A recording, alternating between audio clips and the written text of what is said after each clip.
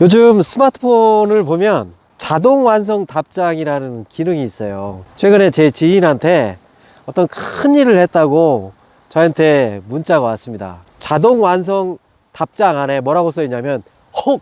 대단하네요. 오! 와! 이렇게 쓰는 거예요. 어떤 생각을 가지게 됐냐면, 야, 요즘 AI가 정말 빠르게 변해가고 있구나.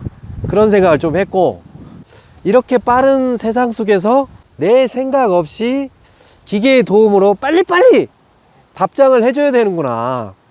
이런 어떤 마음이 있어서 조금은 대단하기도 하고 조금은 불편한 생각을 가지게 되었습니다. 그렇게 빨리 변해가는 세상 속에서 우리는 과연 어떻게 삶을 살아가야 될까가?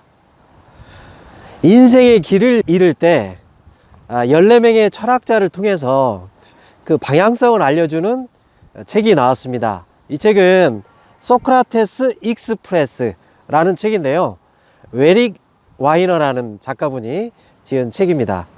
14명의 철학자, 이 길을 들어보면 소크라테스부터 해서 니체, 쇼펜하워 등등등 얘기들이 쭉 나오는데요, 그 중에서 시몬 베유에 대해서 이야기를 한번 해보겠습니다.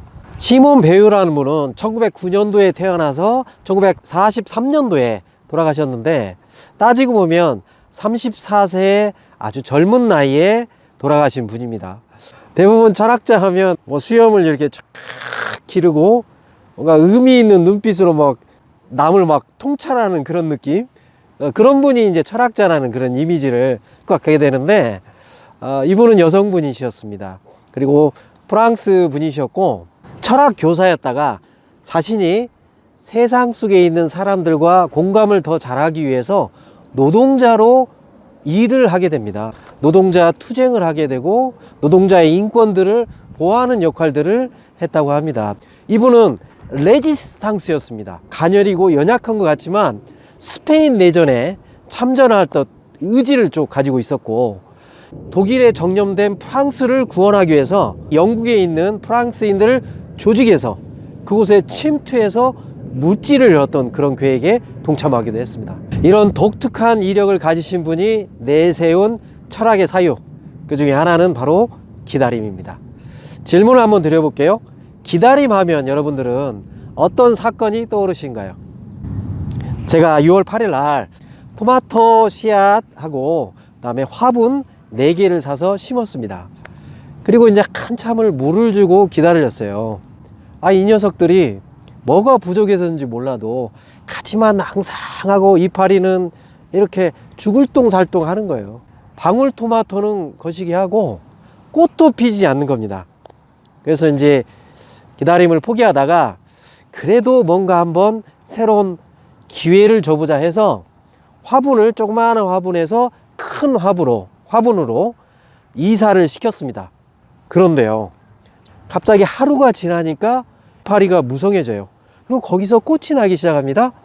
열매를 맺기 시작한 거예요. 제가 깜짝 놀랐어요. 씨를 뿌리면 바로 꽃이 피고 열매를 맺는데 아주 짧은 시간이면 될 줄 알았어요. 씨앗을 뿌리고 물을 주면서 햇빛과 양분을 충분히 빨아들일 수 있는 시간이 필요하고, 그리고 꽃이 지는 시간이 필요하고, 열매를 맺히는 시간이 필요하고, 더 넓은 곳에 그 토양이 필요하다는 것을 느꼈습니다. 프랑스의 철학자인 앙리 베르그송은 이런 얘기를 했습니다.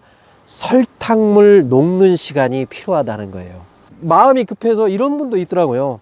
설탕을 아예 입에다 넣고 그리고 물을 넣고 입안을 헹구면 그게 설탕물을 먹는 게 아니냐. 설탕물을 녹는 시간, 이거는 계량화된 시간이고 머리로 생각하는 수치적인 시간이죠. 설탕물을 녹이면서 기다리면서 무의식적으로 느껴지는 이러한 시간은 불투명한 시간이라고 하죠. 자, 그렇죠. 똑같은 1분이라는 계량적인 시간이라 하더라도 사람의 상황에 따라서 느끼는 것은 전혀 다릅니다.